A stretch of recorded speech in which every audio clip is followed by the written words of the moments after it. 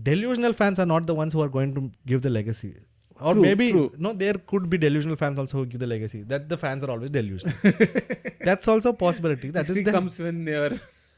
yeah, so when people look back in history, let's say 30, 40 years down the line, 2050, 2055, people will look back and check comments on YouTube and see that fans are clearly deluded if YouTube exists in the future. But still, they will see, oh, this is what this club is, this is how their fans are. Now they are acting like they're all humble and all when they're winning and all. Yeah. No, that reflects badly on your team, that reflects badly on your mental health. First.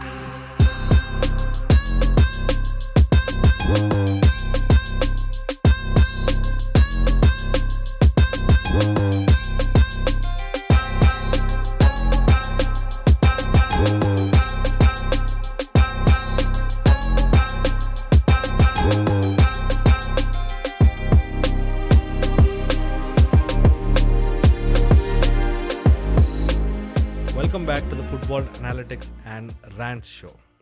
Today, and in this specific episode, this is the third episode we're recording in the same clothes, which is not dirty, which is recording on the same day. We are going to go on a rant about random things. Yes. But like I spoke about, like we discussed in the intro to the Girona episode, we are going to rant about two erstwhile superpowers who have fans that are clearly deluded. Yes. And Delulu. Delululand. And in case you haven't caught on and you don't know who we are talking about, we are obviously talking about the mighty FC Barcelona and the, how should I say this, legendary Manchester United. Legendary.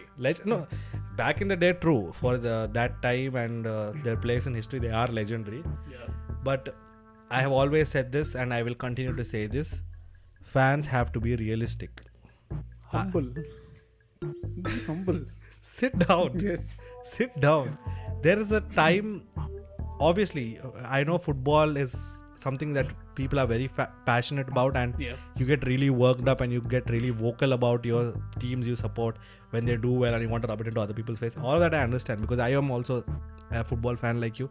Yes. He's also a football fan like you. Definitely. We also gloat about our clubs. We also gloat about good performances. Yes. We also rant about bad performances. But right now, where the clubs are is not a good place. Yeah. And we have to accept that reality. Manchester United do have the financial power to sign whoever they want. They have signed Jadon Sancho. Where is he? Back on loan at Dortmund. They signed Antony for £75 million. Where is he? Yeah, doing that. He has played 16 games with no goals and no assists. 16 full games in the PL with no goals and no assists. Maybe not full games. I don't know. I don't want to know at this point. And this is not to criticize the club or its fans or the players or the managers. But this is to tell them to take a hard look in the mirror, sit down, or preferably go to therapy and realize that things are not the same as they used to be. Things evolve, things change. There were clubs like Hull City, Queen's Park Rangers who were brilliant back in the day. They used to rule the top division of the English football, but they're not there right now. Yes. Barcelona and Real Madrid is a different story. They have been there forever. But at least in an English football perspective, these teams have been there forever, and they have won European competitions. They have won Nottingham Forest. Nottingham Forest. Yes. True. Their fans are not deluded. Of course, they are very optimistic about what their team can do, but they also have a dose of realism because they keep surviving these relegation scraps, going down, coming up, moving divisions, losing good players and all of that. So they do know what it feels like, and I think that these big teams and their fans, and this applies to all teams, not only these two teams that we are talking about today, that they have to come to terms with the fact that we are not that good anymore, and hopefully we will get there at some point with time, with belief in the right project. What is your opinion about this, my brother? I don't know. I have met a lot of United fans and also Barca fans as well. To most of the time, at least 90% of these people are delusional. I'm saying, although there is a significant number of people who have realistic expectation, but the sheer sizes of the fan base and the sheer size of the people who are delusional just overpowers the rest of the people. So I'll give you an example. Like recently, United, they got like they finished in the top 4 last year and they got in the Champions League. Before the season even started, I could hear people like legit screaming out. Okay, people like, let's say, Mark Goldbridge or like that, like we want Bayern, we want Bayern, bring them to our group, we'll trash them, this, that, so much things. I didn't say anything. I'm like, okay, we'll see. If you are good, you will win. If we are good, we'll win. Fine. I'm like, no. You are just Bayern is just a inflated balloon that's willing to pop this, that. I'm like, fine, I know. See, I'm not saying Bayern doesn't have problems. We have problems. That is there. But this is like too much. I'm sorry. Peak level Dilulus. Too much. And the games came. First game started. I'll tell you, I'm being extremely honest. The only reason that United scored that time, I'm not degrading, and the only reason United managed to score in that game, it ended 4-3, is because every time we scored, we just didn't take them lightly. We, as in Bayern, didn't take them lightly at all. Just left it. And that's how those goals came. There was not a single point in which it looked like United were going to win the game. True. Don't let the scoreline fool you. And what my point is, it came to, like, whatever I said became true in the games after. No, even in that game, after the game, when Bruno came for the press conference, Yeah. he was like, we didn't expect to score 3 goals at Allianz Arena. See, and stuff like even that. your captain is saying that. Sorry, United fans. Even your captain is saying that. He is more realistic. No, and it's not only about, how should I say this, being realistic or being unrealistic. It's about the players knowing where they are at that point, where the team is at that point, and how far they can go. So he was genuinely surprised that, oh, we scored 3 goals here, and that he did feel like they did something, they punched above their weight. Yeah. Not saying that from a different weight class. I'm definitely not saying that. Yeah. But he was also surprised that they went to Bayern away from their own home and scored 3 goals against Bayern at Bayern's home. So Yeah. he is realistic about where the club is, where the team is, where the players are, and how far they have to go. Yeah. And clearly the fans don't get this message. Definitely no. Most of these people have, I'm not saying this to our people who listen to our videos and our podcast. You guys are brilliant. Where are you toxic and all? You're talking about the toxic ones. Those people are the ones who have hit CR7 skills and have seen him in Ronaldo in a Man United shirt, seen him score bangers and hit Beckham skills, seen him score free kicks from outside the box, from halfway and all, and they're like, wow, my god, this is brilliant. But that United team is, now we're in 2024, that's 20 years ago. 20 years ago, there are kids who are born who have never seen that team, True. have never heard of that team. And if they ever do hear of it, it's only from deluded fans who think that the present teams and the present players are at that level. These Definitely players, not. no, these players are definitely talented. They are genuinely talented. They do have a very high ceiling. But you're comparing them to Beckham. You're comparing them to Cristiano Ronaldo when he was going up. Yes. Which player in this team is at that level? I don't care who says what. Show me one player in this whole squad who is at that level. At least half that level. At Beckham's, what delusions should you be under to think that? And if you do think that, you have clearly not watched whole games. You have definitely watched only skills and compilations. What do you think of this? Highlight boys. That's what I'll say. And people might think I'm only hating on United at this point. You think about Barcelona also. Barcelona, when all your compilation reels and slowed down Messi edits, Ronaldo edits are from 2008, 2009. Yeah. 15 years ago, my son. 15 years ago. I'll tell you that again. 15 years ago. You are not the same team. You do not have a Messi. You do not have a Ronaldinho. You do not have anyone even close to that level. Yeah. And you have to take into perspective that football was a different thing back then. Yeah. You did not have these weird tactics that Pep introduced. You did not have these. For even Sir Ferguson's time, him parking the bus and counter-attacking also was different compared to what That people was an were doing. innovation. At Exactly. that time. At that time, it was new. So what Guardiola was doing at that time also was new. So it worked for them. But when people eventually figured out how to play them, that tactic stopped working. And now we know that the tactic doesn't work anymore. Playing that way doesn't work anymore because almost all teams have played that way. Nowadays what you see, there's not a single tactic. They keep changing the tactics midway through the game. Have to adapt according to the team. That's how advanced it's become. No, exactly that point. People like deluded Barca fans. What Araujo is the new Puyol? How? He is good.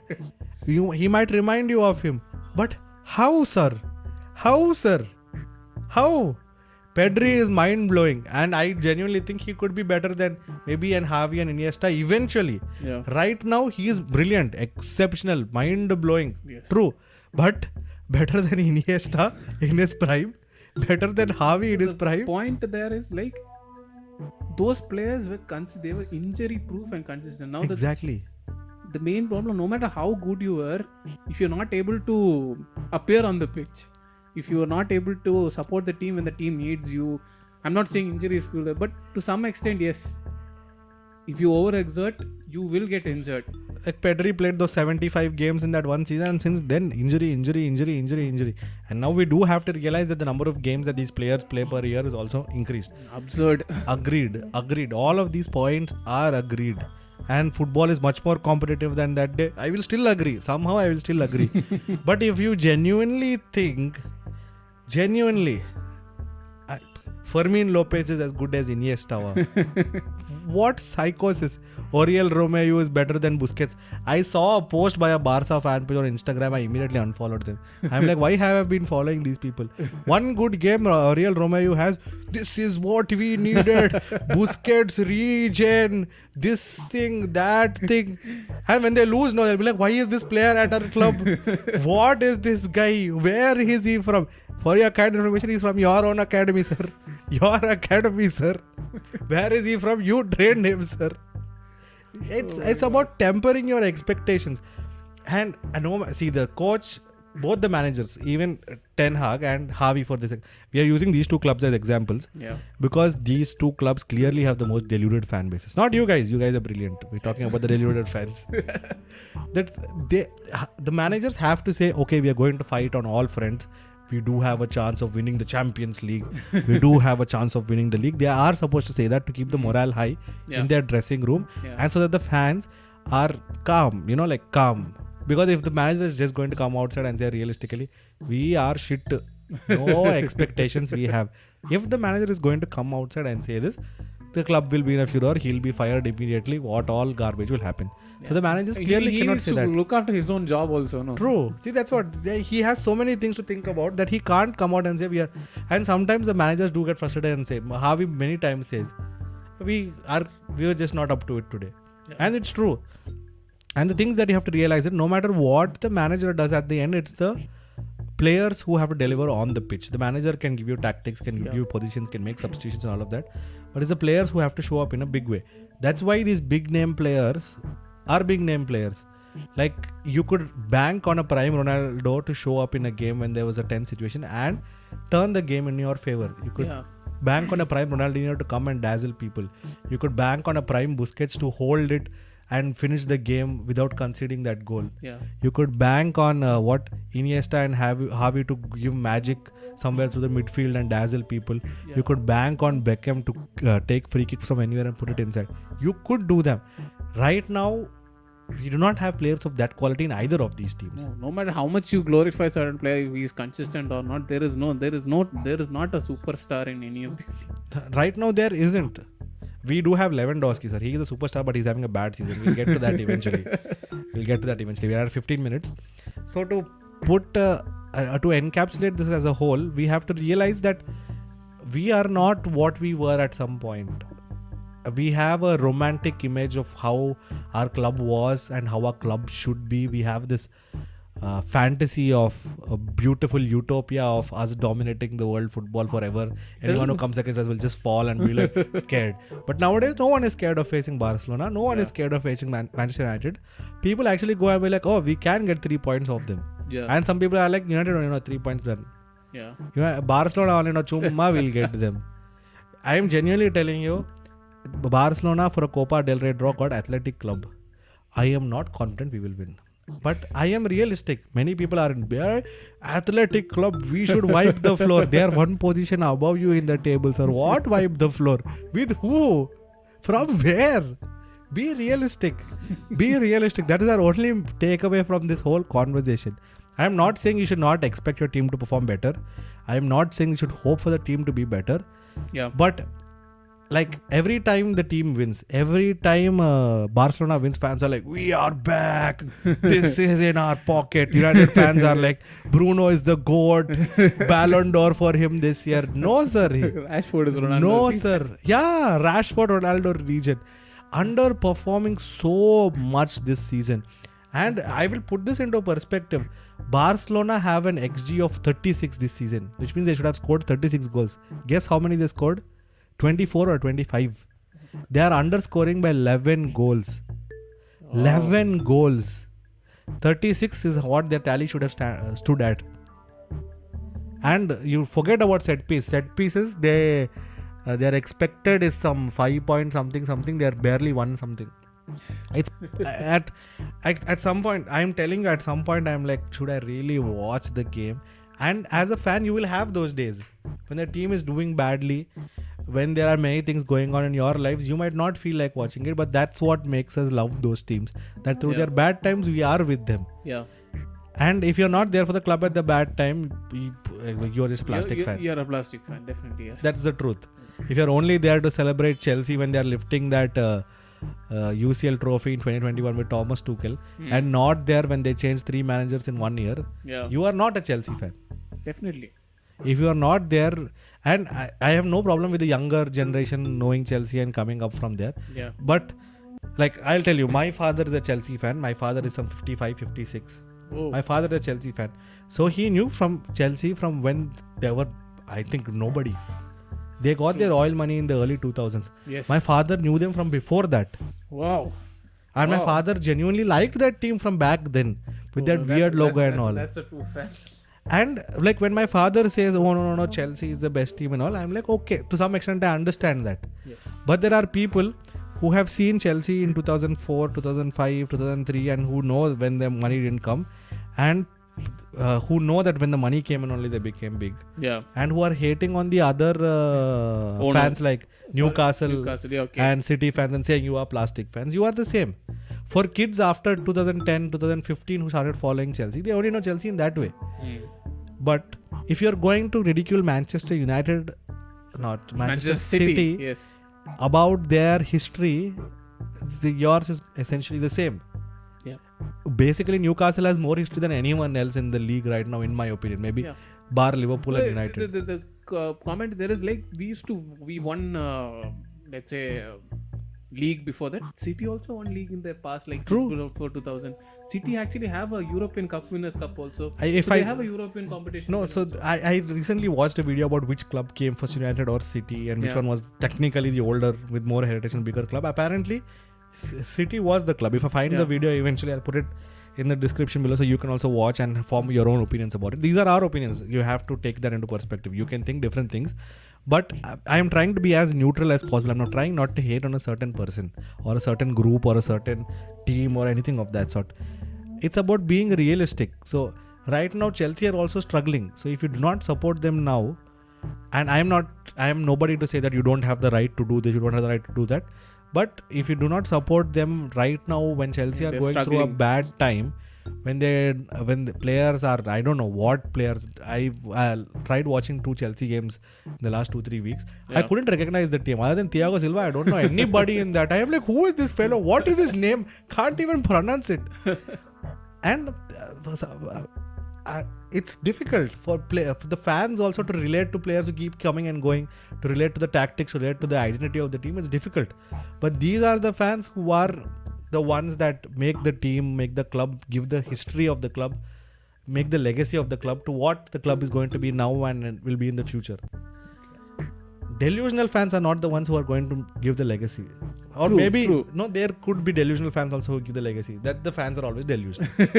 That's also a possibility. That comes when they are Yeah, so when people look back in history, let's say 30, 40 years down the line, 2050, 2055, people will look back and check comments on YouTube and see that fans are clearly deluded if YouTube exists in the future. But still, they will see, oh, this is what this club is, this is how their fans are. Now they are acting like they're all humble and all when they're winning and all. Yeah. No, that reflects badly on your team, that reflects badly on your mental health, sir, first. It says that you're not in a clear state of mind. I understand people are very passionate about United. They're the most well-marketed team in the world. And apparently also among the most valuable teams in the world. No matter how badly they're performing on field. It's a testament to how great the fans of United are. That even though they have had so many bad years, so many shit years genuinely, that the fans are still there. Yeah. The problem is with these deluded Twitter warriors, YouTube comment warriors who keep typing garbage. There are some times when Bruno does dive, sir. Yeah. I'm not saying he dives always. But there are times when players dive. Accept it. It's okay. It's football. Salah dives. I will tell you. Lewandowski dives. Yes. At some point, Messi also would have dived. It's normal. That's what footballers do. They want to win penalties to score and put their team in an advantageous position. At the end of the day, that is their job. That is their job to win games. So they will do whatever it takes. But when you can clearly see that it's a handball and you're like, no, not a handball. That is delusional. If it was an offside and it was a close call, sometimes it goes your way, sometimes it doesn't. That doesn't mean that the refereeing team is against you. And it happens to all teams. It happens to Liverpool, it happens to Tottenham, it happens to City, maybe not City. United, it happens to everyone. It happens to everyone. Yeah, quite true that is. So they're making mistakes. They are making mistakes for everyone. It's not like they have a grudge. Sometimes they might have a grudge and we don't know. And like the rival, your delusion is giving rival fans the ammunition to attack you even further. Yes, very badly. There's this Barca refereeing scandal where they said that they had paid some money and all that. That has been ongoing for a very long time. So the history that Barcelona is gloating on, that we won so many league titles, we won trebles and all, is under threat right now. No matter how dazzling you played, if there are allegations that say that you were favored by the referees, it doesn't matter.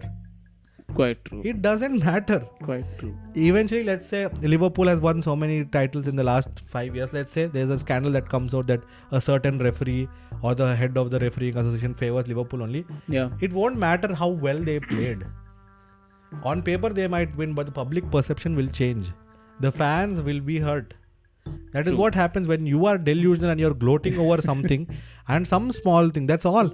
In this world of social media, there's that one small thing that is enough to change the whole perspective. It doesn't even have to be true. It doesn't have to be true. Just an accusation. There have been so many hearings about that Barca refereeing scandal. Every time Barca has come out on top, they have not been proven guilty yet. Still, it doesn't matter. Till today, people will use it as an argument. Doesn't matter if it's true or not. So your delusions are so, how should I say this? It's, what are you trying to prove to the outside world? You are trying to cope by telling the others that we are great. And what is it achieving? Who is going to get impressed? Oh, this guy supports Manchester United. Who is going to get impressed? Oh, this guy supports Barcelona. Who? At a point of time, it would have been okay to say that, but now I don't know. I don't think it's like that special. Exactly. Like back then, when I started watching football in like 2007-8, and I was not an avid follower. I'm from India, so we used to watch cricket back in India. All of us would have started cricket at some point. So I was not huge on football back then. So, but back then there were hardly any people. PL used to come at like 1 in the night. There used to be an Anna who used to stay in the opposite flat to me. He would watch in the night. So I used to beg my mother to allow me to go watch. And this guy, somehow he would find a Liverpool stream. That was the days when there was, those were the days when there was no mainstream internet. Cable TV. Yeah, I don't know how he found a channel that streamed a Liverpool game. We would sit and watch at 1 in the night. And I only did this because I found that Anna to be extremely cool. I'm like, oh, he's a cool guy, so he's watching something cool. And that time I'm like, oh, this is footballer, this seems cool. That's how I knew, I learned the name of my first player, whose name was Steven Gerrard. So that's how it started. And I have grown as a person. I have changed as a person. I am not a Liverpool fan. It's the first team I watched. The first player's name I learned was Steven Gerrard. My father taught me about Maradona and stuff like that. I never even heard Pele's name. Yeah. I only knew Maradona because my grandfather was a huge fan. Because of him, my father was a huge fan. My father till today supports Argentina. Till today he supports Argentina. And even though we have like that, we are individual persons. We develop over time. You did start off as a how should I say, Germany fan. You would have liked other players also, but you Definitely. eventually saw this team. You liked how they played, or you liked something, and then that made them made you like them. True. For me, it was the same way. I started off watching Liverpool, but I'm a Barcelona fan. Yeah. My whole family supports Argentina. I support Brazil. We are at loggerheads. We are at proper loggerheads, proper rivals. Okay. I have a Messi poster next to a Neymar poster in my room. Messi in a Barca kit. Neymar is not in a Barca kit. Neymar is in a Brazil kit next to it. Okay. That is how my room at home is. We change as persons, and when you are being delusional, you are refusing not to change and grow as a person. I don't know why this is becoming philosophical, but we need to grow, we need to improve. It reflects badly on our sport as a whole. People are like, these football fans don't garbage. They'll be talking about some obscure person playing in some random country. This fellow is sitting in the night and crying. And it happens to me. When Barcelona plays badly, I'm in a foul mood from the get-go in the morning. I'm like, what a day. What a day. And it happens. But it reflects badly on us being delusional, being provocative, trying to get other people to get angry, swearing at them. For what joy? Be respectful to each other. All of us are watching football. At the end of the day, it's a game. Winning, losing is a part of it. Me swearing at him is not going to, his team bet me 8-2. Me swearing at him is not going to change the result. It's just going to make me appear like a rude, psychotic fellow. Go on, sir. We've been ranting for a while now. So, I just want to say something like, if there are people who want to change their mind, or there are people who have some sort of sanity in their minds, you see, every team had a phase in which they were good. True.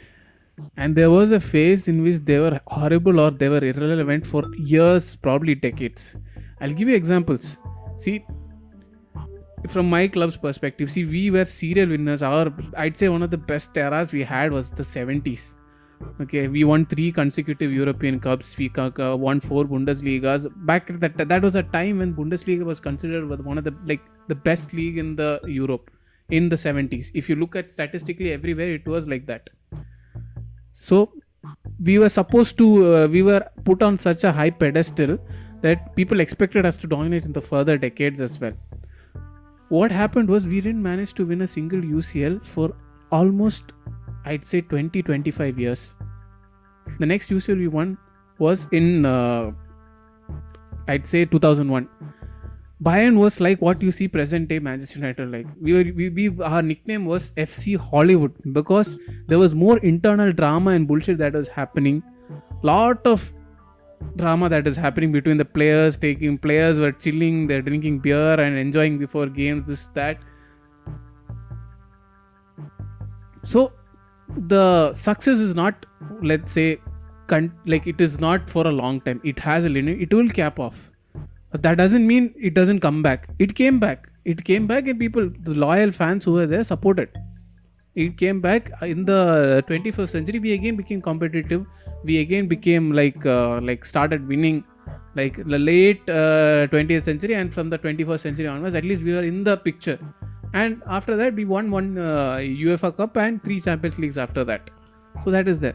If you look at the example, another example, if you want to say Liverpool, I'll say Liverpool were considered the best team in the 80s.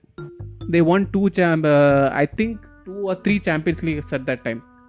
3, I think it's 3. And they almost made 3 in a row, but there was a gap in between. Okay. And after that, again, they went down. When the Premier League started in the 90s. Liverpool went down suddenly. The next thing, European trophy they're winning is in 2005. Even then, they were not still competing like proper contenders. That came recently only. So there was a period they were successful, then there was a gap. It just keeps changing.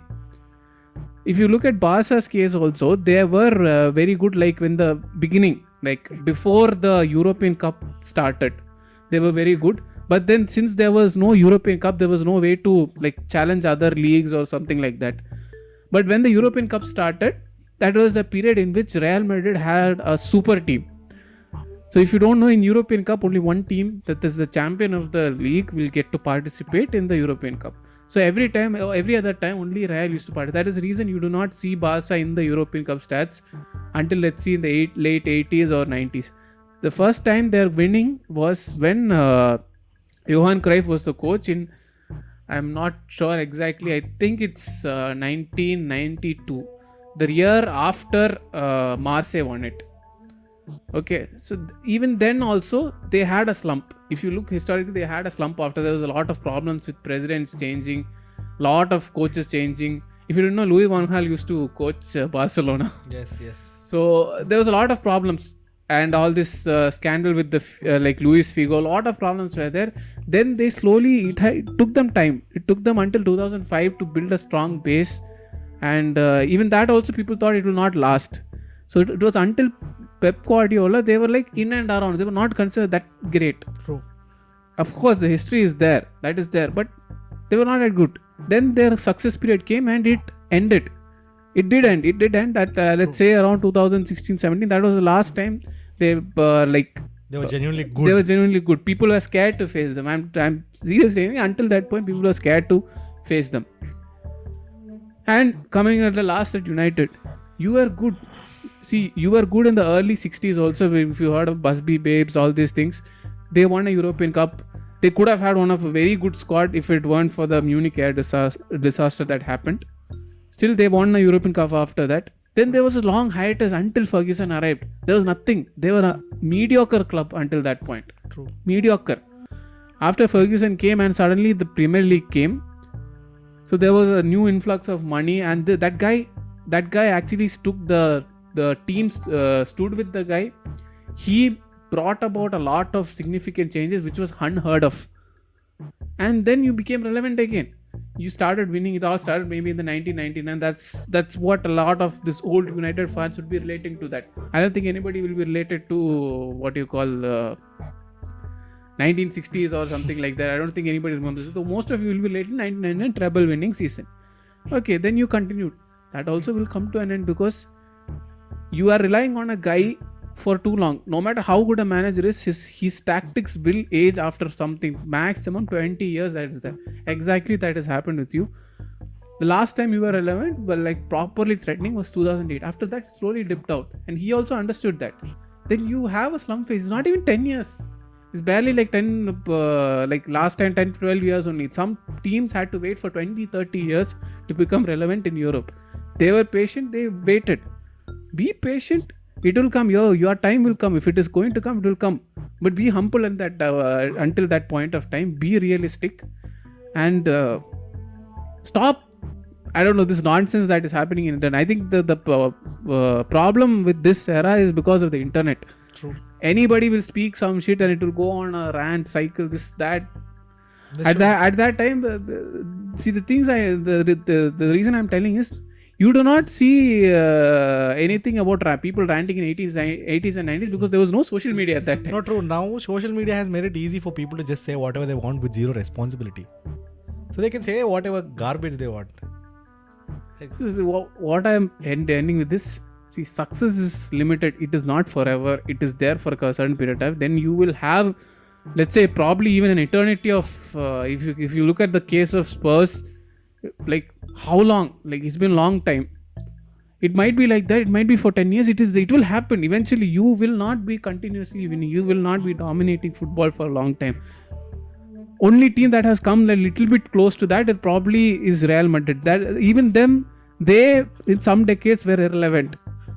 It took them a long time to win their before 2000. After the, let's say, the early European Cup eras, it took them a long time to win another one. Probably 20-30 years it took them.